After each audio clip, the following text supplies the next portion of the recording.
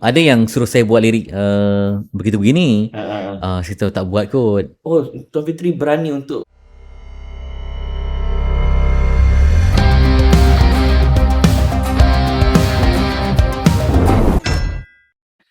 Assalamualaikum warahmatullahi wabarakatuh. Beliau ini walaupun sebaya, kami hanya berbeza 4 bulan. Beliau merupakan kelahiran Ogos tahun yang sama. Tahun apa? Rahsia. Tetapi Masya Allah, pencapaiannya luar biasa dan bagi saya lah, antara tokoh pengacara yang sangat dikagumi dalam negara kita. So, kita bersama dengan the one and only Fitri Yahya. Apa khabar Datuk Seri? Allah, tak tahu nak jawab macam mana. Sihat Alhamdulillah. Sihat, Alhamdulillah. Tuan Fitri, pertama sekali, sebab ramai orang bila bercakap pasal pengacara ni, mereka anggap pengacara ni seorang yang talkative, seorang yang extrovert. Sekolah rendah dulu memang macam tu ke? Itulah bila saya berjumpa dengan sahabat dari seberang kan. Mereka kata, Pak Fitri ni perkataannya jimat ya. Perkataannya jimat, Masya Allah. Jelas, orang sesuai dengan genre kot. Kalau orang tu entertainment ataupun pelawak. Sebab saya juga pernah jumpa pelawak yang rupanya dia hanya melawak, banyak cakap hanya kalau bertugas. Betul. Kan? Betul. Dan di luar daripada lensa kamera, pendiam orangnya, serius orangnya. Saya rasa mungkin dalam kategori tu kot. Bila ada kerja, ada mikrofon, ada keperluan, barulah kita naik share ataupun kita dapat watak tu kan. Di luar tu kita masuk balik ke sarang kita tu. Dia macam Michael Jackson lah. Kan? Di luar pentas, soft spoken, pemalu, pendiam. Di atas pentas, orang yang wataknya berbeza. Tapi masa di sekolah Kuala Selangor sekolah menengah sains Sains Kuala Selangor. Sains Kuala Selangor memang dah aktif dalam program-program seperti puisi ke. Itulah dia sebab saya sekolah menengah rendah di kampung di Pantai Remis. Jadi dapat je peluang ke asrama penuh ni, kita tunjulkanlah showcase apa segala yang ada lah. Presiden Persatuan Bahasa Melayu, pemidato, pendebat, apa-apalah yang sekatan dengannya, semua kita masuk. Satu soalan saya dah lama nak tanya Fitri Yahya. Adakah Fitri Yahya seorang yang aktif bersukan? Itulah masa sekolah rendah, saya tak masuk lagi yang cakap-cakap ni. Semuanya trofi saya banyak larian je. Oh, larian. Fitri Yahya seorang jago pecut. Bukanlah jago pecut, tapi kalau larian tu memang garanti dapat piala lah. Dapat piala. Okay, jadi saya juga suka lompat tinggi. Tapi ada insiden waktu lompat tu terjatuh kan masa zaman sekolah. Jadi sampai sekarang boleh rasa sakit lah. Masa aksiden basikal beberapa tahun yang lalu, adakah kesakitan tu datang balik ke ataupun tempat lain? Bila jatuh basikal tu, saya memang rosak di muka ikut kan. Ya, saya jadi saksi, saya pergi ziarah. Itulah, patah semua tempat. Sampai sekarang pun adalah sikit kesukaran untuk kita bercakap. Sebab kan bila pembedahan ni memang kena terima hakikat kan. Ada bahagian-bahagian yang macam terbelah tu, bila kita cantum pun dia tak sama macam kejadian Allah yang asal kan? Asal, tapi itulah, Alhamdulillah Allah bagi rezeki masih boleh cakap. Walaupun ada, kalau cuaca tertentu dia macam rasa stres sikit lah bagi orang tertentu kan. Sama lah saya masa tahun 3 pernah kan saya aksiden, saya patah rahang, patah dagu. Lambat kalau muka ni, lambat nak baik.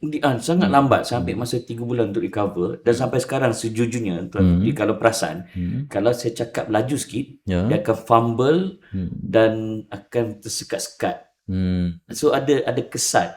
Ada kesat. Betul. Allah Akbar. Sebab saya jumpa kawan-kawan yang memang kalau aksiden bahagian muka, dia kata kalau nak baik tu berapa lama saya tanya. Dia kata paling cepat pun 6 bulan untuk dia surut bengkak tu. Dan tambah kita ni kan, saya dah lupa mulut kan terbelah kan, patah tulang pipi semua patah, tulang hidung lagi. Jadi peringkat awal tu nak bersiaran tu, saya rasa macam kenapa rasa macam tak center.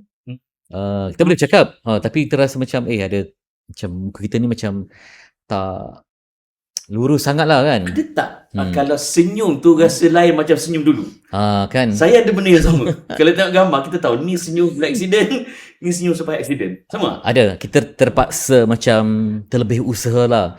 exaggerate sikit untuk dapatkan. Senyuman yang asal. Sama lah kita. Okay. So ini biasanya nasib orang yang lahir tahun 1981 tu. Ujian kita kan. Macam kita. Di USM pula, banyak juga prestasi seorang bernama Fitri Yahya ya. Itulah sebab saya di sekolah sains, saya kan aliran sains. Jadi kalau ikutkan kita taklah minat sains kan tu, tapi sebab di sekolah sains terpaksa lah kita ambil Maths, Fizik, Kimia kan.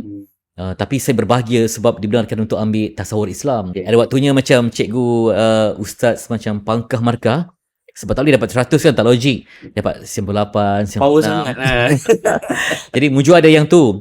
Rasa bahagialah. Kalau ikutkan cikgu nak bagi peluang untuk ambil sastra, tapi kita di asrama macam tak sempat lah untuk buat semua tu. Masuk matrix masih lagi sains, tapi mujurlah setahun je.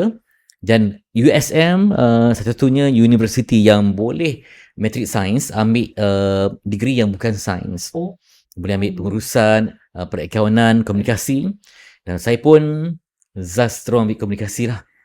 Baru rasa wow, inilah dunia aku.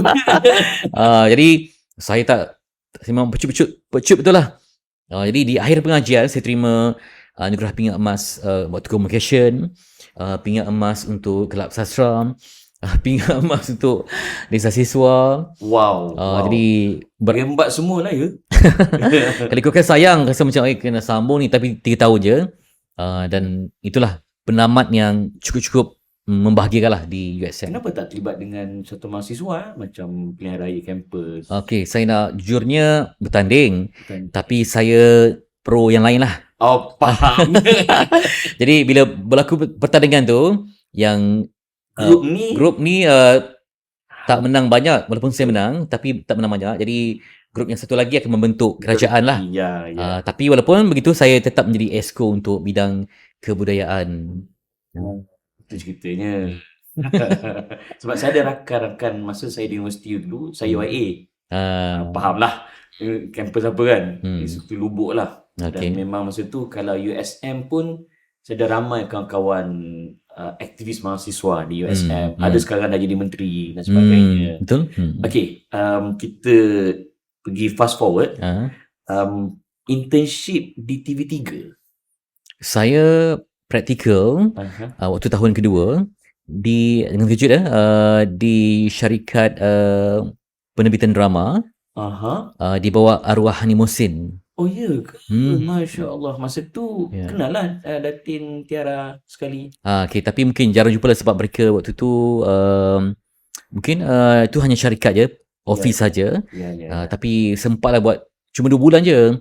Lepas tu masuk balik tahun ketiga. Dulu sekarang saya ingat dah habis pengajian baru praktikal kan. Dia boleh terus industri. Kita dulu sekejap 2 bulan terpaksa patah balik ke kampus. And then bila patah balik ke kampus, macam mana boleh terjebak ke TV3? Okay. Sebab waktu tu kan kita di zaman Nokia lagi kan. Betul. Belum ada ruang untuk internet sangat. Tiba-tiba ni Internet Explorer. Tiba-tiba saya nampak macam ada iklan untuk pertandingan Anugerah Erti Merdeka. TV3 anjurkanlah untuk pelajar varsity. Jadi saya pun walaupun dah tamat pengajian tapi masih belum grad. Saya pun masuk lah sambil-sambil waktu tu pergi cyber cafe, hantar. Kemudian dapat panggilan tahniah tak umum lagi, tahniah dapat finalis untuk ke TV3. Saya pun pergilah. Waktu tu kita comot lagi kan, macam mana ni kan, pergi dah. Jadi tak sangka pula masa tu secara langsung dan dijual soalan-soalan yang saya boleh goreng ni, sebab kita kena showcase diri kita. Sebab mana tahu kalau kita buat beraksi ke dapat peluang masuk TV3 kan. Alhamdulillah. Ada satu video yang viral. Ali Iskandar menumbual Fitri masa tu kan. Itulah ke menuju pada itulah.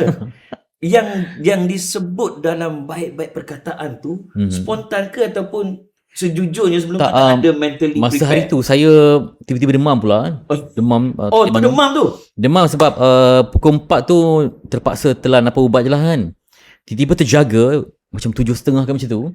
Jadi secara langsungnya pukul 9, kena ada kat situ pukul 8. Kan saya pun apa terjadi ni dah makan ubat 2003. So macam apa benda ni, macam tiba-tiba macam hilang sekejap kan. Jadi cepat-cepat telefon kawan, tolong ambil, hantar ke Masa tu di Telekom. Oh. Pergi-pergi macam perjadi ni kan. Jadi saya rasa kalau ikutkan, kalau saya yang tahu diri saya macam mana, saya rasa apa yang saya sebut tu kategori yang underperform lah. Tu kategori underperform. Serius lah. Sebab kita dah biasa beraksi kan. Kalau perform. Kita dah biasa beraksi, kita tahu lah, okay, diri kita je tahu, okay, kita macam mana. Tapi Alhamdulillah lah, macam muncul juara jugalah untuk malam tu. Itu setara underperform kan. Masa tu apa respon Ali Iskandar off camera? Ada tak dia? Sebab kita masa terhad je 2-3 minit je, kalau ikutkan 2 minit je, tapi saya dengar melalui EQ Eddie Iskandar, penerbit suruh tambah soalan. Dia suruh panjangkan kan. Situ pun boleh dengar dia. Tapi sebab kita ramai peserta kan, lepas saya okay, next set dah. Ada tak peserta masa tu yang sekarang masih lagi pengacara ke semua dah? Ada kategori bahasa Inggeris, Nurul Huda, bekas wartawan ataupun pembaca berita tu 3. Dia bahasa Inggeris, kategori yang sama lah. Okay. Dan selepas itu masuk ke TV3 lah. TV3, tapi saya terpaksa dulu berjuang di unit sukan. Ini ada saya tengok. Saya rasa macam mana seorang bernama Fitri Yahya mengacara scoreboard ke apa masa tu? Okay. Kan? Okay. Dah lah, minat bola ke? Minat tu tak biasa-biasa je. Tapi saya masa di USM, saya sering mencarakan aktiviti sukan. Kejuaraan hoki ke, olahraga tahunan ke, saya host dia. Okay. Saya info-info tentang sukan ni memang saya hafal semualah. Tapi yang main tu tak lah. Tapi info-info ni mana tahu kerana tugas. Tugas. Bukan kerana minat sukan minat sangat. saya hanya ikuti kalau ada turnamen yang besar-besar je. Olimpik ke, Commonwealth ke, Sukan C ke. Okay. Maknanya macam orang duk sembang pasal Manchester United ke, Liverpool ke, Chelsea. Kita ambil result je lah. Result tak macam suka kumpul jersey botol. Macam tuan kan memang hyper minat kan. Hyper MU kan. Saya kalau bertugas untuk tugasan. Itu yang saya Fitri Yahya host scoreboard. So macam mana benda yang tak adalah minat sangat. So betul-betul based on study lah. Based on study. Tapi sebab dia masih lagi ruang lingkup kewartawanan, apa je tugasan memang saya buat lah. Sebab saya tengok setengah pembaca berita ke, pengacara ke, bila disebut nama pasukan, dia mispronounce. Betul. Tetapi Fitri Yahya sebut betul. Seolah-olah dia minat bola.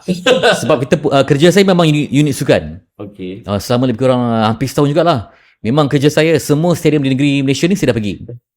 Semua kejohanan buat liputan untuk final Piala Malaysia ke, Piala FA ke, temu bual atlet ke, temu bual pemain bola, coach. Semua saya kena buat. Sebelum temu bual tu memang pergi spontaneous ke ataupun ambil masa? Kalau ikutkan, kita internet pun tak banyak info time tu kan. Ya, betul. Jadi betul-betul kena gali lah. Ini saya kira satu attitude yang bagus tau. Sebab frankly speaking, setengah pengacara di kalangan generasi muda, mereka ada kecenderungan untuk kamikaze. Pergi tanpa homework. Ataupun kalau homework pun ala kadar. Itulah dia. Dan apa yang menyebabkan? Sebab ada coach yang memang serius dan tegas. Tak boleh kita berbodoh pergi je. Memang kena study dan kena tahu siapa player apa yang kita nak tanya tu. Lepas game tu apa keputusannya. Tak boleh datang duduk senang-lenang ke. Kena tengok game tu, kena tahu okay, siapa player yang perform, siapa yang underperform. Jadi dulu kan mana ada, sekarang ni kalau hari tu main banyak orang update di Twitter kan. Kita boleh tengok apa yang berlaku. Sekarang ni kita lah kena orang pertama yang tahu tu. Sebab dulu kan tak ada kemudahan platform kan. Mana ada Twitter tak wujud lagi, Instagram tak wujud lagi, Facebook tak ada lagi. Betul-betul kita kena tahu. Jadi memang mencabar lah. Selang, korang lebih setahun lah buat scoreboard. Lepas tu? Dilamar untuk ke MHI. Saya ingat lagi Nazri Kahar masa tu. You kena masuk MHI ni. Saya rasa kalau dapat MHI ni memang di ambang fantasi lah. Benda-benda kita betul-betul minat kan. Kalau pembaca berita BU lah. BU. Kalau host tiba-tiba dapat tanpa susah payah lah. Memang senang sangat dapat. Jadi MHI masa tu 6 pagi kan. Pukul 4.30 saya kena ada dah. Sebab orang baru kena disiplin kan. Jadi bermulalah hidup saya 4.30 pagi, 5 paling lewat dah ada di pejabat MHI. Masa tu steady duduk ni? Saya terpaksa berpindah dekat lah. Sebelum tu duduk jauh sikit lah. Jauh. Dulu masa zaman sport tu, saya duduk di Kelang, rumah abang saya. Kelang? Kelang saya kena naik jalan kaki 1 kilometer, naik bas ke PJ, sampai PJ sampai ke Kelang dulu. Lepas tu naik bas ke PJ, PJ naik bas ke Bandar Utama, jalan kaki ke Q3. Uish, masa tu and then pindah dekat dengan Kota Darussalam. Bila MHI buat timing dia 4:30 pagi kan. Memang tak sempat, bas pun tak ada game masa tu. Itulah dia, memang kena saya jalan kaki lah, duduk dekat jalan kaki. Saya kalau MHI antara host yang saya anggap tokoh bagi saya, dan saya sempat berguru dengan ni ialah arwah Aziz Desa. Saya masa tu saya baru masuk, ada transisi lah. Aziz Desa meninggalkan MHI, tapi yang ada Nizal masih ada, Dalam Makmur masih ada, Ebifana masih ada. Bifana. Jadi kalau walaupun MHI tu program impian, tapi saya memang kecut perut. Kenapa? Sebab kita budak muda, kita boleh bercakap, tapi nak ada ilmu bersembang tu belum ada. Ya betul. Kita cara cakap masa budak-budak zaman kita lah kan. Tapi mereka ni orang lama, ada peminat yang hardcore, ada cara bersembang tu mereka tu memang lain lah. Betul. Lively pula tu. Lively kan. Saya rasa macam nak dapat rentak ni payah sebab kita kan budak baru grad, budak-budak pemidato. Lepas tu lepas ini sukan pula kan. Itulah dia.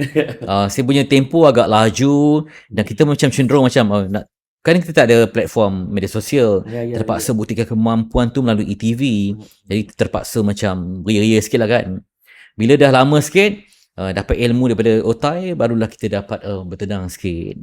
Kebetulan bila saya baru masuk MHI, orang lain saya tengok tugasan mereka dapat job pergi London, Paris, Australia. Saya kata bila turn saya ni nak pergi overseas kan, tiba-tiba bos panggil, Fitri dapat tugasan. Saya pun Alhamdulillah, tapi pasport pun tak ada lagi ni. Okay. Tugasan saya pasca tsunami Aceh. Oh, Masya Allah. Saya kata, budak baru ni tiba-tiba nak juga tu. Pasport tak ada. Masa tu kan pasport kena siap lah masa 5 hari. Ya, betul. Tapi kerana kecemasan, siap beberapa jam, terbang ke Aceh. Tapi banyak transit lah sebab tak ada lagi bandara Aceh kan. First assignment pula tu. Kena Polonia, kena pergi Medan, kemudian baru sampai Aceh. Keadaan yang tunggang langgang, tak ada kemudahan kan. Phone pun masih lagi Nokia lagi. Jadi masa tu mana ada WhatsApp, SMS masa tu kan. SMS. Masa belum ada lagi kemudahan video call tak ada. Tak ada. Jadi kalau top up pun airtime dengan apa satu lagi. Overseas payah sikit. Overseas yang roaming. Walaupun pergi negara tu, kad tu pun terjejas sebab sinar coverage di Indonesia payah sikit. Aceh pula kan. Tapi saya bersyukur sebab saya jatuh cinta dengan kerja kemanusiaan. Sejak daripada Aceh. Saya sampai sekarang boleh menangis lagi kalau terimbas memori. Saya teringat temu bual makcik ni tengah menyusu anak. Tiba-tiba apa benda ni kena lambung. Rupanya ombak tinggi. Dan dia sempat tarik lampin anak je. Macam terlambung anak. Apa benda ni? Macam nak tarik tapi sikit lagi nak dapat kaki tu terlambung dengan ombak, terlepas setinggi pokok kelapa. So baby dia sampai sekarang tak jumpa lah. Saya kalau ingat balik, tu syahdu memang tak boleh lah. Tapi zaman tu kan zaman tip kan. Zaman tip kadang tip kita perlu rosa, ada benda yang terdapat siarkan. Kemudian banyaklah kecemasan yang berlaku. Allah, saya pula jadi speechless. Berapa lama di Aceh masa tu? Lebih kurang 10 hari lah. Jadi kesusahan saya. Tahun berikutnya ada orang bos panggil lagi. I have I don't know, good news or bad news. Okay. Apa bos? Awak dalam muka sedih dia kata, awak terpaksa pergi Sudan. Masa tu apa? Darfur. Konflik kan? Kan ada tabung dapur untuk Darfur. Dia nampak sedih, terpaksa awak pergi ni. Saya macam, dalam hati saya huri lah. Sebab ini yang saya suka. Pergilah saya Sudan. Sudan itu gembira campur sedih ke ataupun gembira? Gembira sebab ini peluang Afrika susah nak tembus kan. Walaupun kita baca menakutkan. Jadi seminggu sebelum tu ada tembakan semua. Tapi pergi dengan Dewan Pemuda Masjid Malaysia, saya sampai menangis lagi. Sebab kemah kecil yang boleh muat 3 orang, tapi dalam tu family tu terpaksa ada sampai 10 orang. Macam mana tidurnya ikut turn lah. Kemudian kita buka klinik dengan Dewan Pemuda Masjid, ada doktor, arwah Doktor Jamnul kan. Yang datang ni penyakit yang tak wujud lagi di zaman kita lah. Penyakit beri-beri. Yang datang ada perempuan yang mengandung, siapa rogo tak tahu sebab gelap, gelita. Memang Matri tak ada. tahu-tahu mengandung kena rogol apa semua. Allah. Kita nak bagi bantuan pun tak boleh bagi bantu sebab bila bantu kampung ni akan serang. Ui, sampai betul Senjata ni. dijual terbuka. Allah. Jadi malam memang tak keluar langsung lah. Berapa hari di mana? 2 minggu. Oh, Masya Sudan. Allah. Sudan. Allah Hmm. Akbar. Adakah Hmm. dua misi Hmm. kemanusiaan ini Hmm. mengubah persepsi Fitri tentang kehidupan? Itulah dia, walaupun kalau ikutkan nak ada satu kuasa macam zaman-zaman fantasi kanak-kanak kan, ting ubah nasib. Tapi kesengsaraan yang mereka lalui ini macam di luar imajinasi lah. Kena tembak. Bila ada makcik tua ni, kan kita ada kad macam bantuan rahmah apa semua kan. Ya. Kena ada kad tu baru boleh baris ada 2 jam. Sampai turn kita kena halau sebab ini kad tipu. Sebab tak layak kan. Jadi baris lagi untuk kali kedua. Sebab dah 2 minggu tak makan belalang je, makan rumput je. Tapi itulah sebab jumlah bantuan sikit. Tapi yang cedera, yang tak ada tempat tinggal, ramai sangat. Cerita itu di MHI lah. MHI. Bagaimana Fitri mendapat first job untuk jejak Rasul pula? Okay. Ini yang sebab saya sebut begini kerana apa?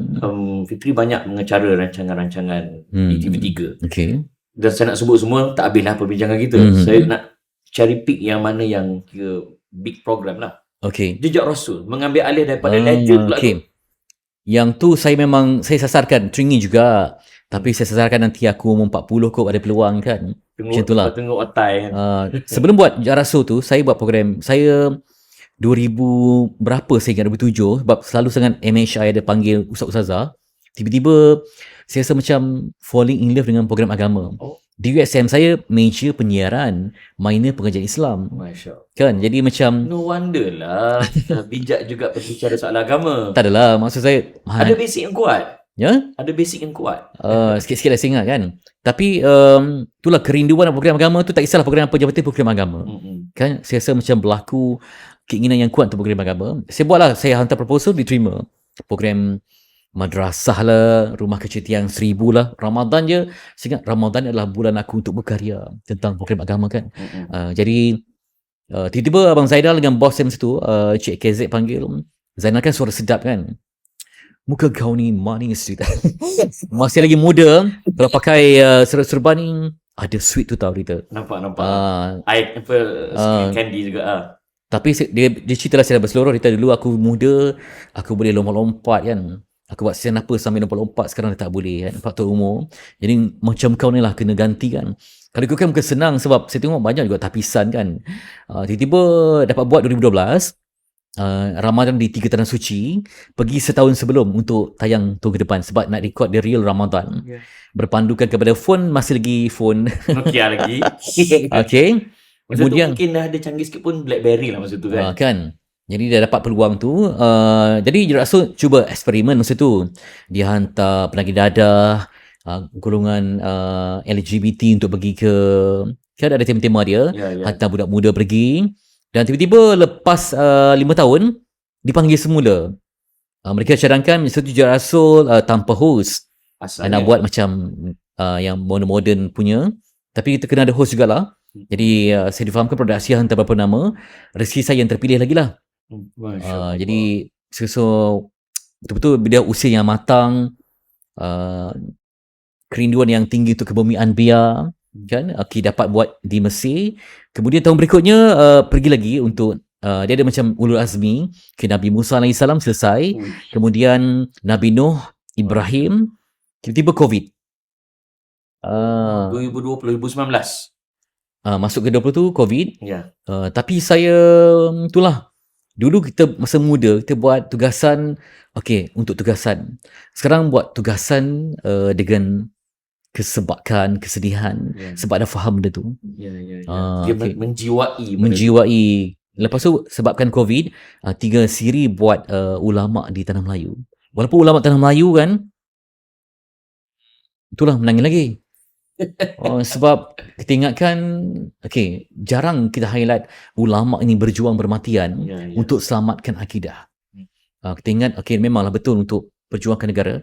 Tapi nama ulama ni, ulama dan umara berganding sangat seiring. Sampai ke satu tahap sultan-sultan yang alim ni, di mana ada istana, depan tu ada masjid. Ya. Malah ada sultan yang wasiat, kalau aku meninggal, ulama ni mesti sebelah kubur, mesti sebelah Sebab begitu makam, sekali keakraban keakraban. ulama dan para Hmm. masya-Allah. Saya undur sikit sebelum COVID. Berlaku sedikit saya panggil evolusi dalam media prima masa tu apabila wujudnya TV9 di bawah arwah Cik Buk masa tu Okay. yang membawa konten Islamik. Macam mana Fitri menyambut saya katakan sebagai revolusi kot dalam dunia penyiaran ketika itu. Masa tu Astro pun masih lagi baru lagi, mungkin tak wujud, saya tak sure, tapi TV9 mengemudi konten Islamik ketika itu. Ya, memang saya ingat memang menjadi lubuk lah kan. Betul. Ada Akademi Quran, Ya, Akademi Nasyid, yes. Syari Menantu. Dan masa itulah timbul nama Nur Juma, Farah Hadiba. Betul. Dia sahabat yang bersaing secara sihat lah. Ya. 9. Lebih kepada keluarga, keluarga, orang kampung. Dia punya target mungkin bukan golongan urban lah. Drama-drama pun, apa yang ingat drama-drama? Saya Macam drama Indonesia pun dia ambil kat situ. Situ. Islamik. Dia untuk keluarga Tak santai-santai. silap saya bawang putih bawang merah pun TV9 juga. Saya tak sure. 3. TV3 kan? Tapi yang 9 ni macam Mutiara Hati. betul. Tazkirah. Masa tu juga banyak lahirnya ustaz-ustaz selebriti. Betul? Nah, 9. Di TV9 kan? Saya terlibat juga, tapi sebab saya dah jadi wajah tu 3, dia hanya jadi macam jadi MC untuk program Cari Menantu. Ya. Selitan-selitan untuk program macam tu lah. Okay. Garis Melayu macam tu lah, sikit-sikit. Kemudian Cik Buk keluar daripada TV9. Dia menubuhkan TV Al-Hijrah. Daripada sebuah channel, wujud sebuah station. Dan bagaimana kewujudan TV Al-Hijrah? Adakah membuatkan TV3 macam tergugat ke, ataupun dia macam melengkapi industri yang ada? Dia melengkapi. Sebab kita perlukan untuk ekosistem penyiaran, dia perlu pelbagai persaingan yang sihat kan. Tapi saya macam saya ni, saya betul-betul menumpang nama jejak Rasul tu. Ya, betul. Dia punya nama tu memang dah sedia kukuh kan. Kita hanya meneruskan legasi je. Ramadan dia memang jejak Rasul ni, dia punya roh tu dahsyat lah. Betul. Saya hanya menjadi pemandu yang berikutnya untuk meneruskan jejak Rasul ni. Tapi bila dah masuk jejak Rasul, dia punya kebahagiaan untuk cari ilmu tu luar biasa. Luar biasa. Kita punya akses pada tempat tu dahsyat. Dan bila saya ke luar negara, M yang menyelamatkan kita banyak M Malaysia dan M Muslim. Kita tengok ingatkan kita dia macam China ke Thailand ke Filipina kan, tapi sebab Muslim kita bersyahadah semua. Dia pun peluk-peluk semua. Saya tertinggal hati dekat satu tempat lah, Turki, tapi dia bahagian yang konflik sikit. Cizre kita panggil. Di situ ramai Kurdistan, ramai Arab. Turki tak ramai. Walaupun dia wilayah Turki kan bergolak kan. Anak-anak yang tak ada akses kepada pendidikan sangat, kawasan yang tak ada wifi, tak ada kemudahan air bersih, tapi budi bahasa, akhlak A+. Dia nampak kita kan walaupun miskin, hina, tetapi hina ni bukanlah maksud kita hina dia, tapi tersisih, macam pakaian buruk, tapi dia inferior berbanding tempat lain. Dia terus nak jamu orang lain di tetamu tu. Masya Allah. Dahsyat. Saya macam nak tinggal dia orang ni sayang, macam nangis kan tengok video klip pun. Saya sebut relation TV Jarah sebab ketika Ustaz nak bawa satu program nama dia Ayat Riwayat, kiblat dia adalah jejak Rasul. Dan kiblat host pun kalau tak Abang Zainal, Fitri Yahya. Tak Fitri Yahya, Abang Zainal. Dan masa tu saya ditawarkan untuk host Ayat Riwayat. Dan sampai dia kata kena tiru Fitri Yahya. Okey. Cuma kebetulan masa tu saya tak dapat komit, so dapatkan Ustaz Syarizan lah. Tapi nak sebut bagaimana TV Al-Hijrah pun banyak program-program pun mereka cuba untuk saya tak kata ikut, tetapi menjadikan TV3 sebagai contoh. Kan? Dan masa tu juga kita mula berhubung. Masa tu saya muncul sebagai wajah TV Al-Hijrah masa tu. Saya, Imam Hasmi, Ustaz Don, 1K kan. Masa tu kita rancangan Assalamualaikum, TV3 MHI lah. Ada tak MHI menganggap Assalamualaikum ni sebagai satu sibuk je nak ada juga? Bukan, lain program, lain dia punya DNA tau. Betul. Vibes dia lain. Algoritma pun lain. Lain. Jadi orang yang cari agama sepenuhnya mungkin dia pergi ke sana kan. Tiga, dia macam tu lah. Dia punya DNA tu sangat jelas. Yes. Dan saya berbangga juga sebab mentor waktu tu banyak melatih Nizal lah.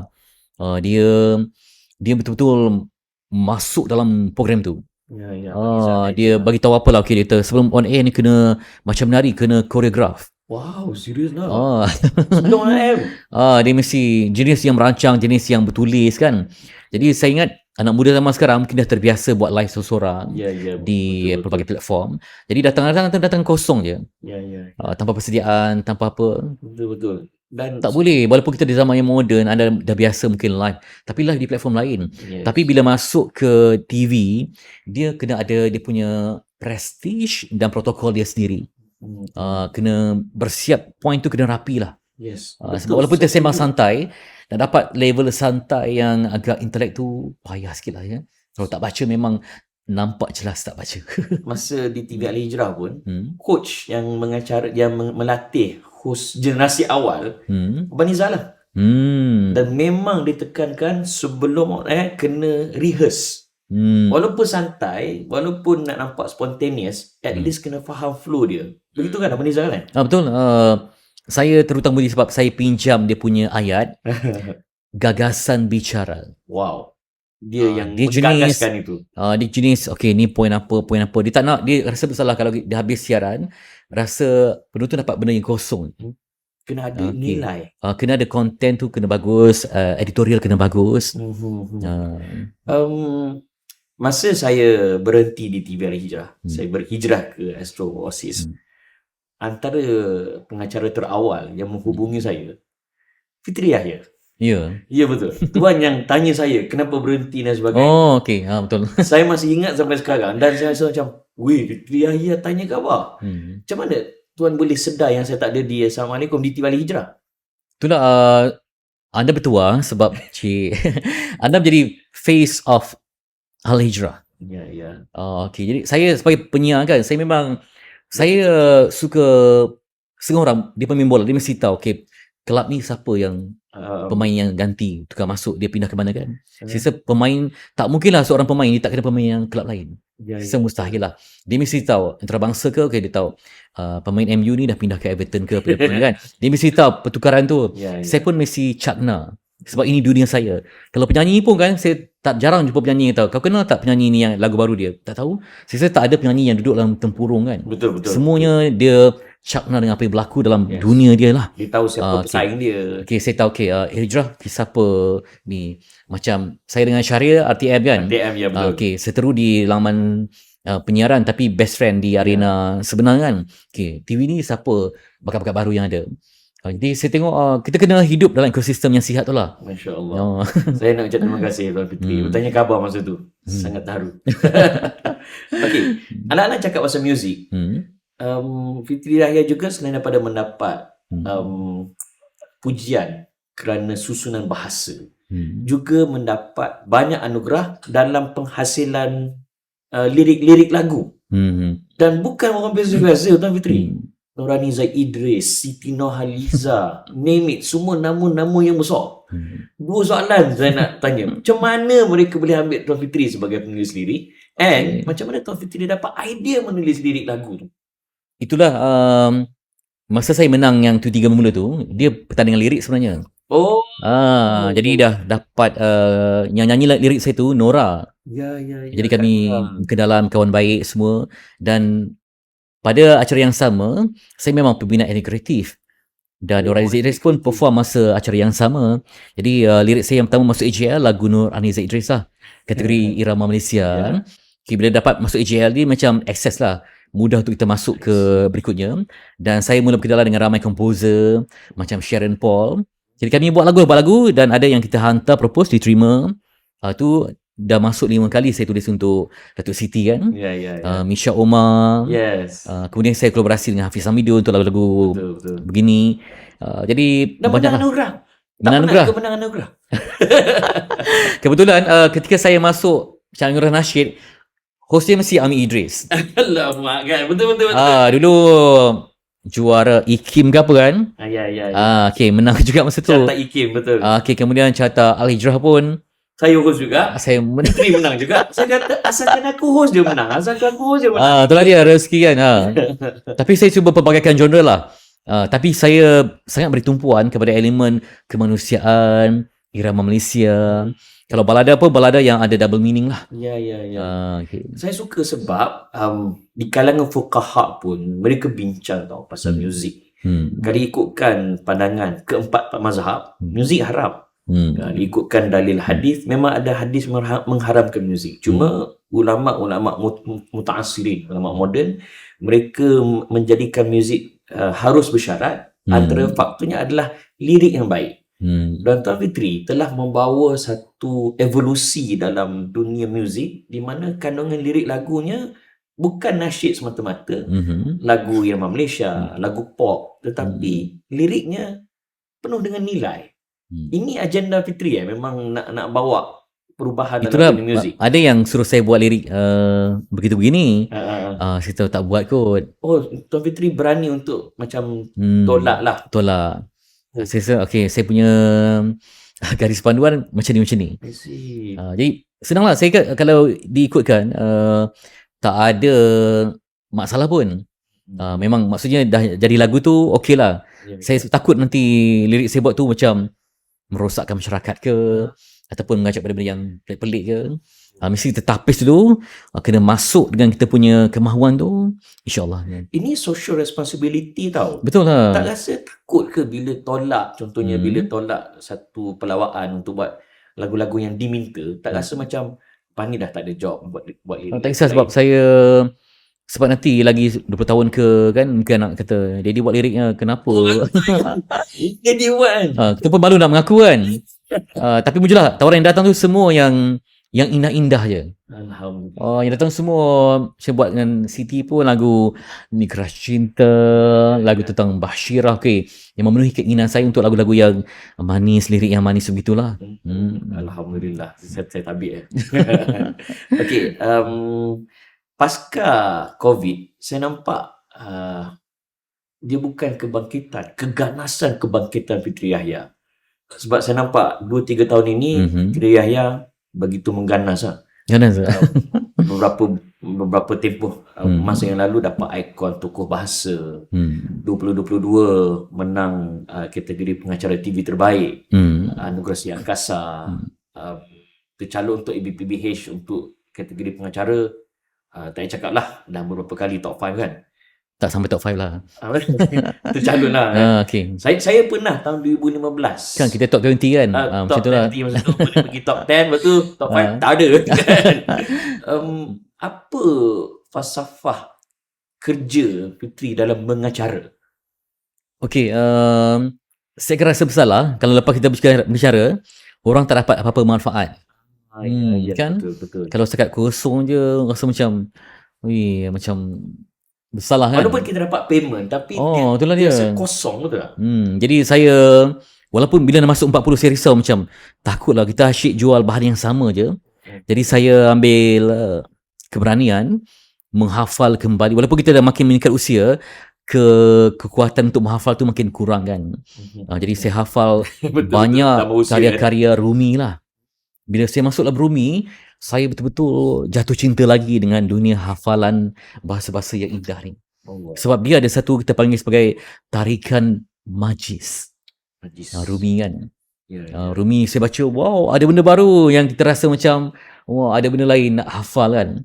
Bermula saya tersangkut dengan dunia Semawang. Aku ini nak masuk ke dunia lain, masuk dalam dunia Rumi pula. Sebab jatuh cinta. Sebab dia kalau ikutkan Rumi ni lepas macam di Turki kan, Al-Quran, hadis, Rumi Masnawi ni dirujuk sebagai naskah yang ketiga. Penting. Dahsyat. Saya dapat ayat yang baru untuk dijual, untuk jadikan modal dalam berbicara kan. Dan ayat itu bukan sebarang ayat, dahsyat-dahsyat. Okay. Barangkali generasi sekarang ni mereka melihat itu sebagai sesuatu yang membosankan. Tapi bagi Fitri, kenapa? Bagi Fitri ia adalah satu hiburan yang memberikan warna-warni kehidupan. Sekarang ni saya banyak diundang ke sekolah. Okey. tema bahasa lah. Okey. Dan bila saya sebut ayat tu, pelajar yang cikgunya kata tak minat bahasa Jadi yang suka. bukan, dia orang tepuk tangan. Kata, Wow. awak faham ke ni? Faham, betul faham ke?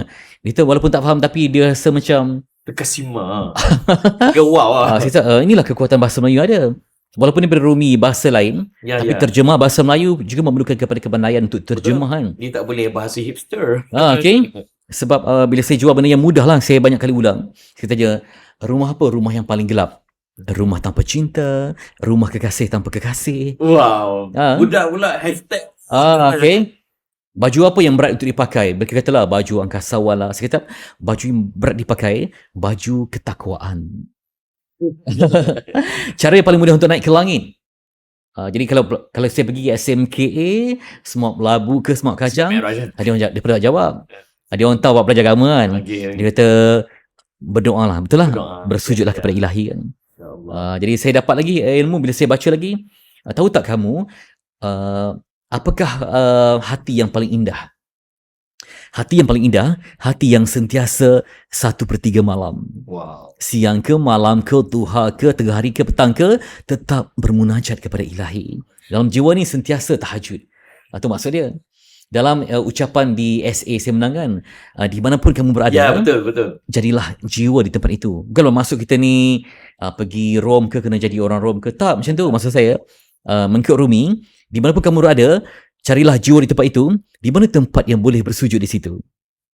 Kemana pun kita pergi, kena ada tempat untuk kita sesuai untuk solat. Tu dia lapisan itu, lapisan yang dalam dan dalam lagi. Wow.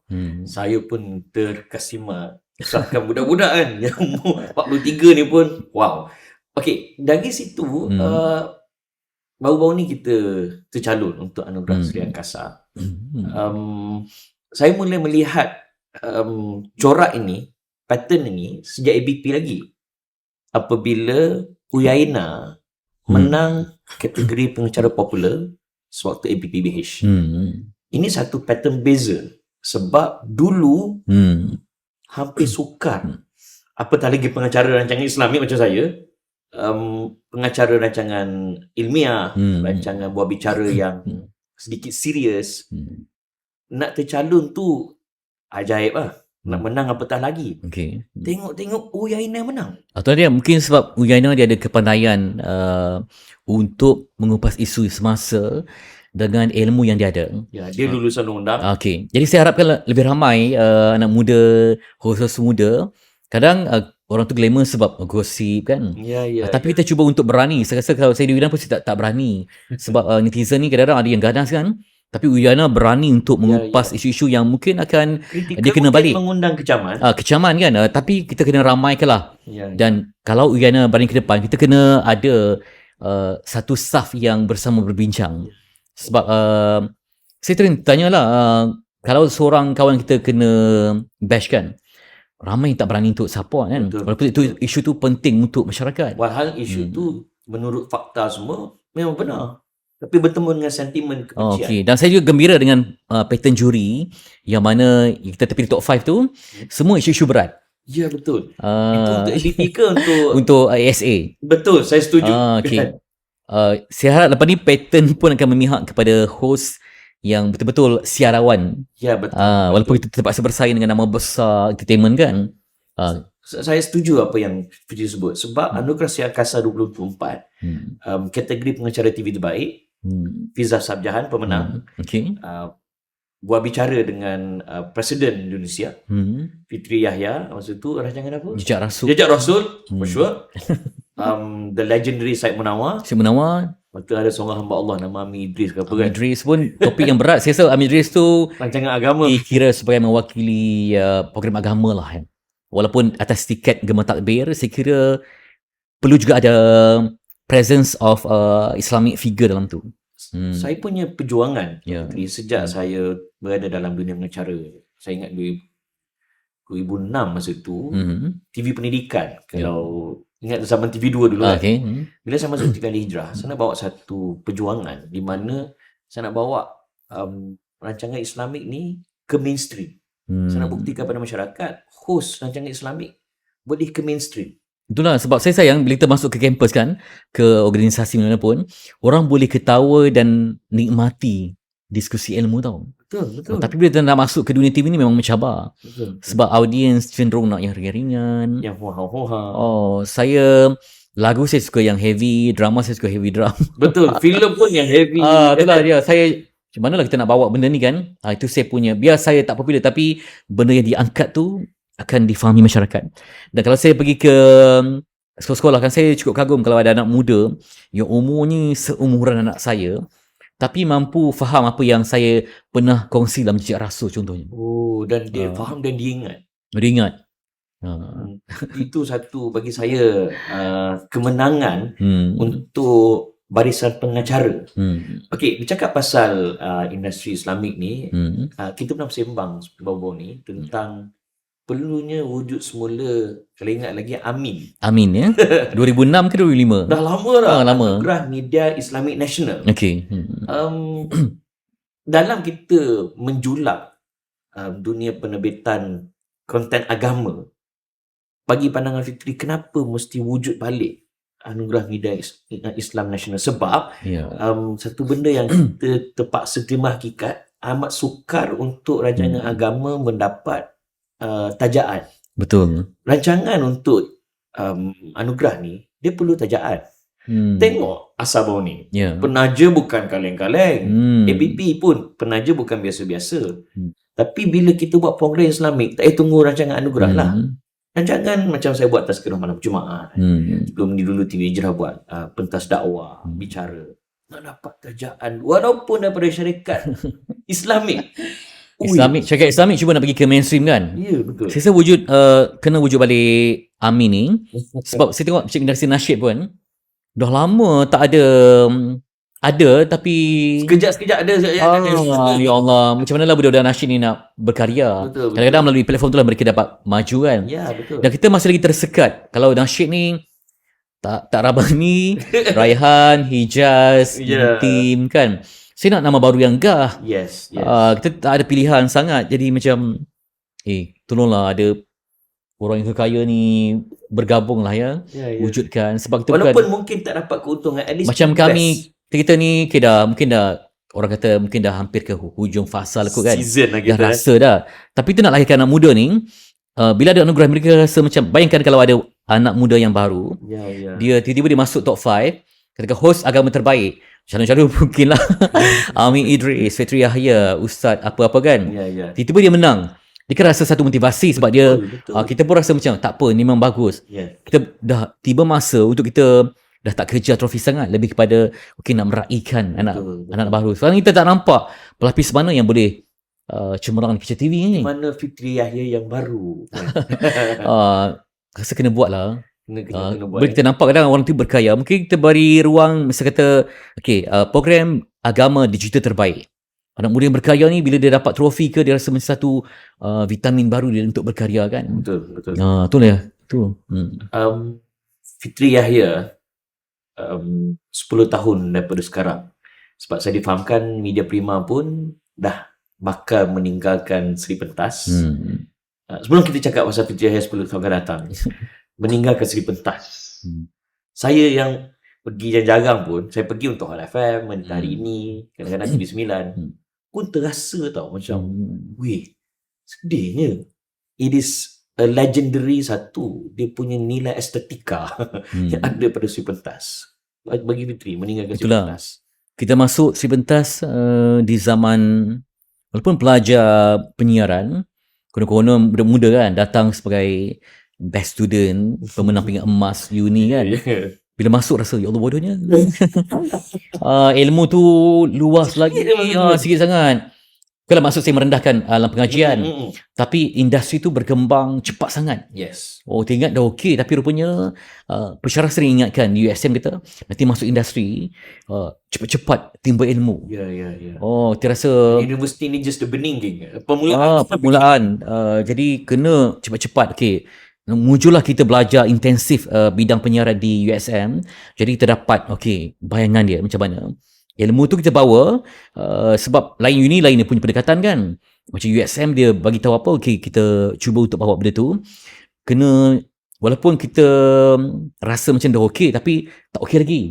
Kena catch up dengan dia punya secara langsung dia, keganasan perubahan zaman kan, daripada kita usung tape kena kepada Yang digital. edit apa guna Deck to pusing deck tu saya unduh.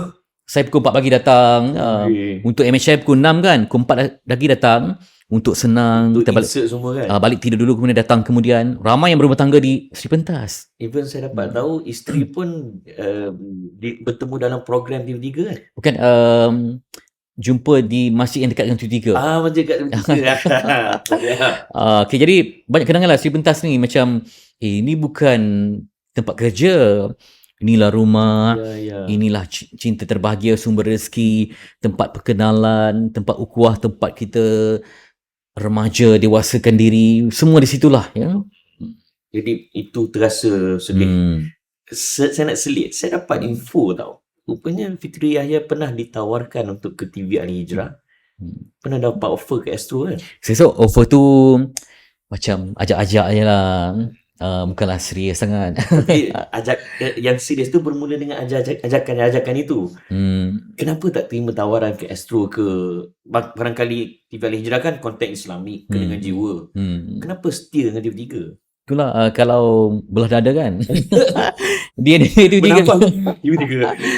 Sebab bila saya pergi mana-mana, ada orang yang tak kenal kita lagi, dia mesti, oh abang TV3. Dia tak panggil nama kita, TV3. So mungkin antara individu yang membawa logo TV3. Muka terlalu TV3 lah. Sama, saya pun kalau pergi mana, walaupun saya ke Astro, orang masih ingat kat daya saya TV Al Hijrah. Saya suka tengok Tazkirah Malam Jumaat, best TV Al Hijrah. Hai. Macam saya pergi nak bercuti kan, kita nak tenang lenang, tapi orang datang nak buat adu rakyat, nak lapor bersamamu, kita dah bawa TV3. So dia panggil dah sebahagian dari hidup kan. Itulah dia.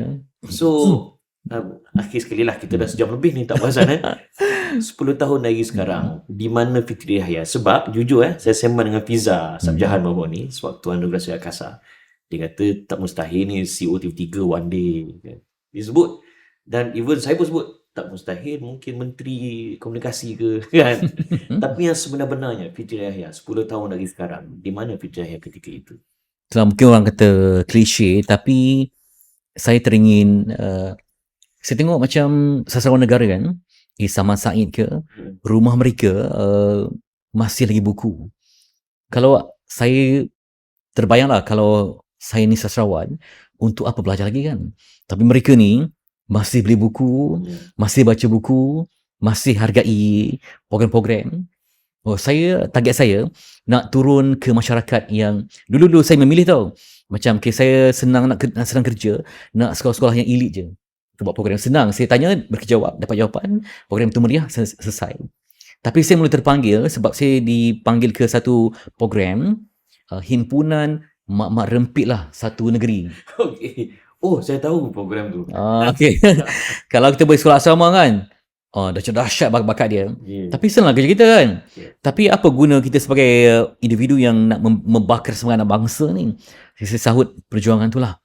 Kalau saya tanya macam di sekolah pandai kan, soalan-soalan yang susah, ada je jawapan mereka kan. Masih dalam ruang lingkup intelektual tu. Tapi sekolah-sekolah yang tercicir ni, mereka jawab memang tak tahu langsung lah. Ya, betul. Bosan, hambar. Tapi inilah lubuk emas saya, lubuk emas kita. Untuk pandaikan mereka. Memandangkan anak muda kita. Saya akan pergi ke satu aliran untuk kekal dengan saya punya perjuangan, bahasa, sastra dengan sulaman agama. Sebab bila sebut tentang ulama bahasa kan, saya betul-betul idolakan mereka. Lihatlah macam Hamka kan, macam Rumi tu tinggi sangat kan, tapi mereka mampu menghidupkan masyarakat hanya dengan sebaris kata. Betul. Antara kata-katanya, jika hidup sekadar hidup, kera di hutan pun hidup. Jika kerja sekadar kerja, babi pun kerja. Rumi kata, awak kena jadi bot penyelamat. Sebab apa? Ramai yang kelemasan. Bila tarikh kembali, ramai kelemasan dalam kehidupan, dalam rumah tangga, dalam kewangan, dalam cinta. Semua orang lemas. Kena jadi bot penyelamat. InsyaAllah. Ada plan nak buat tubuh yayasan ke, syarikat ke? Teringilah kalau yayasan ni untuk membantu tu, kalau ada pihak yang bergabung kan.